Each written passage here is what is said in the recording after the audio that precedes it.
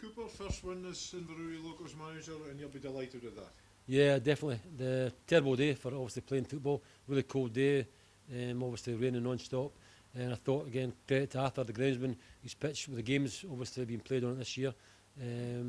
Held up really well, and I'm delighted to get my first victory. Really pleased for the players. I don't And the think fans. Arthur's very happy with the game going ahead, but never mind. No. He'll recover. That's right. I think most groundsmen would be in the same. When they see the weather, obviously the pitch is going to get cut up a little bit, but as I say, it stood up really well, and Arthur can be very proud of the job he's done, because as I said, with the amount of games he's been playing here, it's in fantastic condition for this time of the year. Now, not only an excellent win, Neil, but a great performance overall by the whole team, I thought, this afternoon. It was. I'm saying thoroughly pleased with the way they went about the business. To be fair to CLACH, I think the 4-1 was a bit flattening for us. I don't think it was as big a gap in the game as that, but I'm delighted for us, obviously, because we've had some kind of hard ones recently to take, and that's a great result for the boys. They can go away and enjoy their weekend. Again, I thought first half again played really well with a couple of other chances. But a great build up for the first goal from Jordan to stick it away. And again, I was disappointed to lose the goal we lost, because we've been losing some goals like that when we've no kind of clearer lines, and it's come in the box, and there's been 2 or 3 people having a go at it, like, and we've not quite managed to get away, and then obviously they go on to the end of it and putting it back on net, and it's one each again. We've got to start again. But again, credit to the boys who came back there, and it was for me it was a definite penalty kick, and Coco's got beyond the defender in the box, and obviously it was a shoulder to shoulder, but I mean it was inside the box and he's beyond them, and it was a great finish by Nacho, great penalty kick. And then obviously the third goal was some great play down the left wing with obviously Greg Mitchell overlapping, and a great ball back into centre for Dino. I'm laughing at Dino after the game, because a goal a game now, Dino. Yeah. So a great finish, and then obviously the fourth goal, again a great bit of play again. Mark's done well. Mark's been out for a long time. Mark Young, and he's worked really hard to get himself back, along with the physios. And again, great to see him getting down the side, and he managed to put a great ball across the face of the goal. And we all thought John was going to miss it. Can't get a fresh air swing. But we're glad to see he recovered, and he managed to get a kind of second bite at it, and he stuck it back in the net. So really pleased for obviously the boys and for the supporters as well. Now, as you mentioned, Mark, very influential player around the dressing room, a great character to have. He's the 21st player you've fielded since he came to club, so you've had a good look at him today, and also the whole squad. So obviously you're seeing different things, Neil. Obviously Stuart Duff playing at central defence today. A lot of different things you're seeing in different types of conditions. Yeah, well, I think obviously now I've had a good few weeks now. I think this is our 6th game, I think it was, since I've been in. Still not a lot of games, but we're doing the training. Obviously you've seen the games, then obviously you're kind of assessing the players. And I know as a manager or a coach, you're going to get suspensions throughout the season. You're going to get injuries in a game situation, so you need to be able to know your players are adaptable. And obviously people like Neil McLean and Stuart Duff, they can play a few positions as well. And I've got that to kind of drop back on, which I did today. When we lost Daniel, I thought Daniel had a very good first half as well, Daniel Crisp. Unfortunately for him, he got a bad one just on his eye, kind of needed stitching.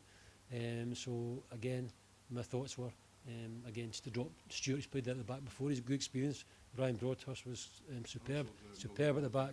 And again, young Ryan, the goals again, a fantastic performance, along with the 2 young fullbacks, Greg and Connor. So that was my idea, putting a bit of experience back in the back there. And again, always took Mark Suter on. And Mark's missed the last 2 or 3 games. But for me, Mark's an excellent player. You've got to learn certain things in the position.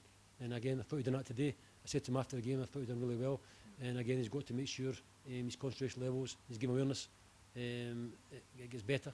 And as I said, done it today. So as a footballer, to progress, you've got to do that week in, week out. So a lot of things after getting a wee setback at the start of the game. We know Joe McCabe had a hamstring injury during the week. He kind of just missed out the last bit of training on Wednesday.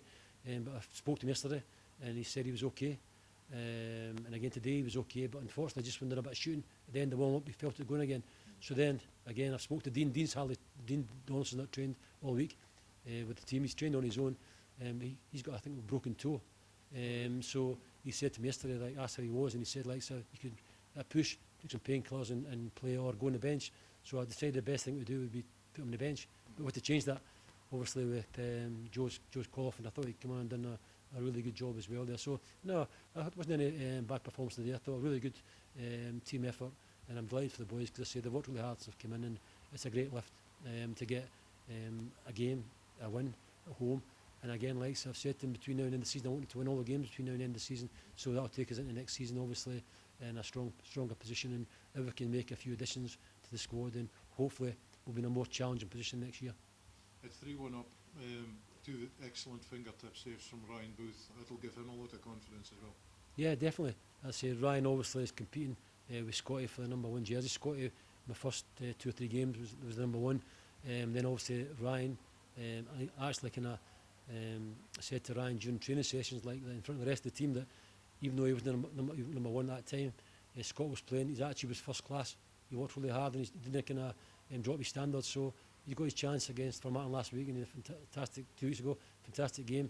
And again, the condition today he's done great. Again, some really good saves, tipped a couple across over the bar.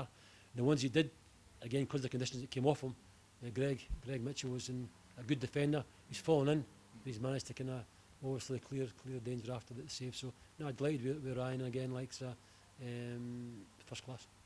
And Devonville this Saturday coming, Neil, so what do you make of that one? Because they've come back well against Keith today. You'll have played up there with the Aberdeen reserve team on numerous occasions. Played up there many times, and it's a nice place to go and play. Obviously the pitch is normally always fantastic every time I've been there, but I think there's some problems with it this year. But no, we're looking forward to that. Again, we've been saying after a hard start with the players, because we've played like Brora twice, we've played Bucky away, we've played Formartin away.